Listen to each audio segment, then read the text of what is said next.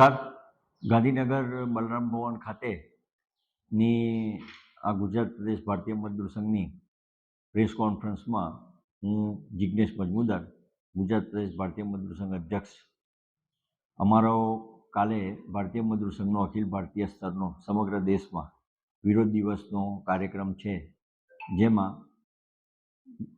કેન્દ્ર સરકાર અને ગુજરાત સરકાર દ્વારા જે કોઈ કામદારોને લગતા પ્રશ્નો છે એને વિરોધ દર્શાવવા માટેનો કાર્યક્રમ છે. અહીં ગુજરાતના 33 જિલ્લાઓ અને ભારત દેશના તમામ જિલ્લાઓમાં એ કાર્યક્રમ થશે.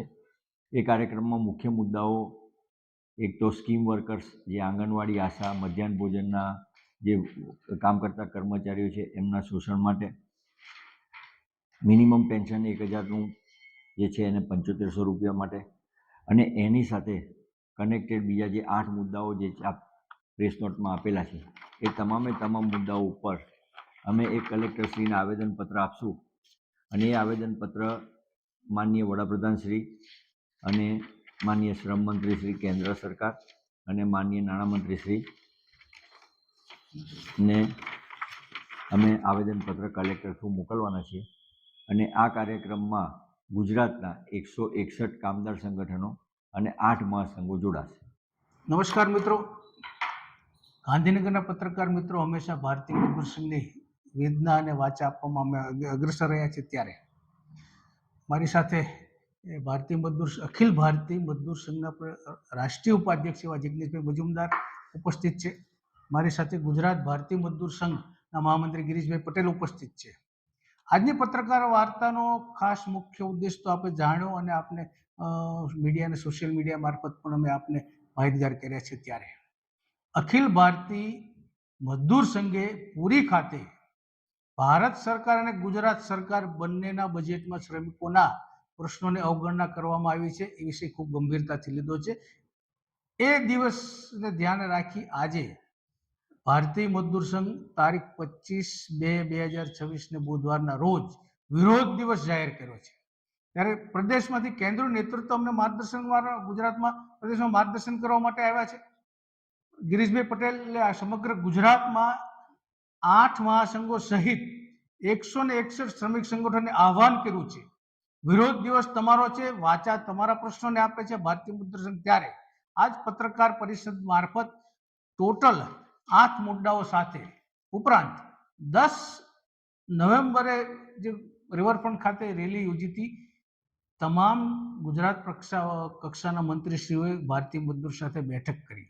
અમને એવું લાગ્યું કે ખૂબ જ સારો માહોલ સર્જાણો છે, પરંતુ આ બજેટના જોતા અસંખ્ય સ્કીમ વર્કરો નારાજ છે, ઉપરાંત સંગઠિત ક્ષેત્રના શ્રમિકો નારાજ છે, અસંગઠિત ક્ષેત્રના શ્રમિકો નારાજ છે. ત્યારે ગુજરાત ભારતીય મજદૂર સંઘ પ્રદેશ અધ્યક્ષ જિગ્નેશભાઈ મજુમદાર અને મહામંત્રી શ્રી ગિરીશભાઈ પટેલના માર્ગદર્શન ખૂબ જ ઉત્તમ પ્રકારની ડિઝાઇન બનાવી રાજ્ય સરકારના કોઈ પણ તંત્ર ડિસ્ટર્બ ન થાય એવી રીતે સ્કીમ વર્કરમાં કામ કરતા કર્મચારીઓને પોતાની ફરજ ચાલુ રાખી, ફરજની જગ્યાએ તમે કાળા વાવટા પહેરી અને પણ ફરજ બજાવે, કાળા રિબિન પહેરીને પણ વિરોધ દર્શાવી શકશો. આવા તમામ વ્યવસ્થાઓ સાથે તંત્રના કોઈ પણ અડચણરૂપ ના આવે અને રાજ્યના નાગરિકને કોઈ પણ નુકસાન ન થાય એ રીતે વિરોધ પ્રદર્શન ખૂબ જ ઉત્તમ પ્રકારનું આયોજન કર્યું છે.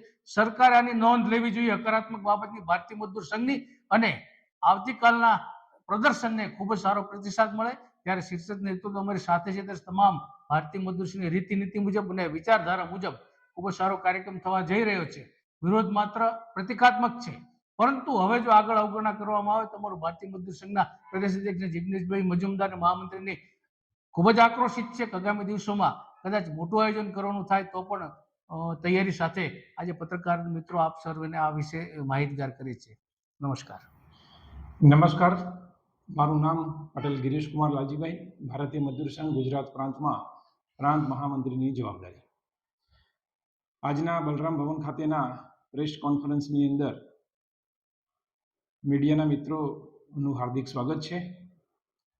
આવતીકાલે સમગ્ર ભારતની અંદર તમામ રાજ્યોના તમામ જિલ્લાઓની અંદર કલેક્ટર કચેરી ખાતે ભારતીય મજદૂર સંઘના અસંખ્ય કાર્યકર્તાઓ દ્વારા વિરોધ પ્રદર્શનનો કાર્યક્રમ રાખવામાં આવેલ છે. દરેક જિલ્લા કચેરી ખાતે ધરણા, પ્રદર્શન અને સાથે સાથે આવેદનપત્રનો પણ કાર્યક્રમ છે.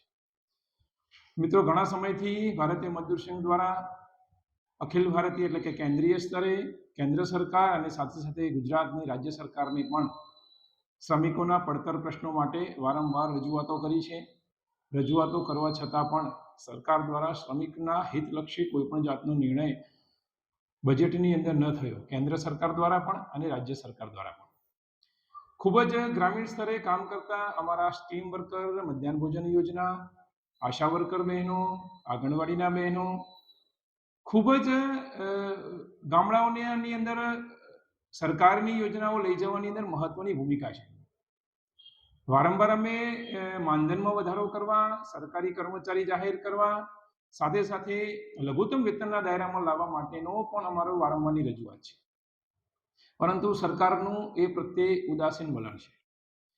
ભારતીય મજદૂર સંઘ ગુજરાત પ્રદેશ દ્વારા 10 નવેમ્બરના રોજ એક રિવરફ્રન્ટ ખાતે ખૂબ જ મોટી રેલી, 70,000 કરતાં પણ વધારે કાર્યકર્તાઓ ઉપસ્થિત રહ્યા. એની અંદર 8 મહાસંઘો સાથે સાથે 150થી વધારે ભારતીય મજદૂર સંઘ સાથે જોડાયેલા સંગઠનોના કાર્યકર્તાઓ પણ ઉપસ્થિત હતા. ભારતીય મજદૂર સંઘ ગુજરાત પ્રદેશ દ્વારા એ સમયે પણ ગુજરાત સરકારના માન્ય નાયબ મુખ્યમંત્રીશ્રીની સાથે અન્ય મંત્રીશ્રીઓ જ્યાં જ્યાં ભારતીય મજદૂર સંઘનું કામ છે તમામને એક આવેદન પુસ્તિકાના માધ્યમથી કર્મચારીઓના પ્રશ્નોની વાચા આપવા માટેનો પ્રયાસ કર્યો. ત્યારબાદ સરકારની અંદરથી અમુક પ્રશ્નોનું સમાધાન થયું છે ચોક્કસ, પરંતુ ઘણા બધા એવા પ્રશ્નો હજુ પણ બાકી છે કે જેનું સમાધાન થવું ત્વરિત જરૂરી છે. આજ રોજની પ્રેસ વાર્તાના માધ્યમથી પણ અમે સરકારનું ધ્યાન દોરવા માંગીએ છીએ કે શ્રમિકોના જે કંઈ પણ પ્રશ્નો છે એના માટે માન્ય મંત્રીશ્રીની અધ્યક્ષતામાં સચિવોની ઉપસ્થિતિની અંદર શ્રમિકોના પ્રશ્નોની ભારતીય મજદૂર સંઘના પદાધિકારીઓ સાથે મળી અને ચર્ચા થવી જોઈએ અને ચોક્કસ પોઝિટિવ રીતે એનો નિર્ણય થાય. કારણ કે ભારતીય મજદૂર સંઘ હંમેશા વાર્તાલાપમાં માને છે, સરકાર સાથે વાટાઘાટો કરીને પ્રશ્નોનું સમાધાન કરવાની દિશાની અંદર હંમેશા અગ્રેસર હોય છે. બાકીના ટ્રેડ યુનિયન કરતાં અલગ રીતે ભારતીય મજદૂર સંઘ છે, કારણ કે રાષ્ટ્રની વિચારધારા સાથે સંકળાયેલું સંગઠન છે. રાષ્ટ્ર નિર્માણની અંદર શ્રમિકોની મહત્વની ભૂમિકા રહી છે અને ભારતીય મજદૂર સંઘ હંમેશા એમના જે કંઈ પણ શ્રમિકો છે એમને રાષ્ટ્રભાવના સમજાવી, રાષ્ટ્રભાવના સાથે આપણા જે કંઈ પણ વિષયો છે વિષયોને સરકાર સમક્ષ મૂકી એનું નિરાકરણ થાય એ દિશાની અંદર પ્રયાસ હોય છે. આવતીકાલે ગુજરાતના 33 જિલ્લાઓની અંદર ખૂબ જ મોટી સંખ્યાની અંદર કાર્યકર્તાઓ ઉપસ્થિત રહેવાના છે, વિરોધ પ્રદર્શન કરવાના છે, સાથે સાથે ધરણાનો કાર્યક્રમ છે અને કલેક્ટરશ્રીને શ્રી મારફતે માનનીય વડાપ્રધાન શ્રી, માનનીય કેન્દ્રીય શ્રમ મંત્રી શ્રી અને ગુજરાત સરકારને લાગુ પડતા વિષયોની અંદર માનનીય મુખ્યમંત્રીશ્રીને પણ આવેદનપત્ર આપવા માટેની કાલની યોજના છે. આભાર.